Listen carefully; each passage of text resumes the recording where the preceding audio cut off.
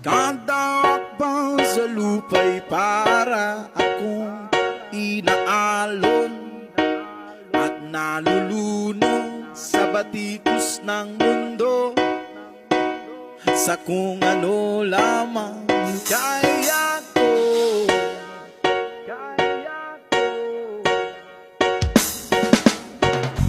Bigang-biga na sa mga problemang di masolusyonan agad,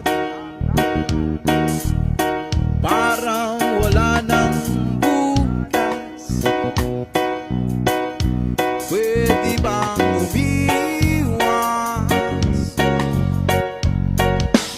Hinahanap ang sarili, ngunit di nakakayanin sa ligaw na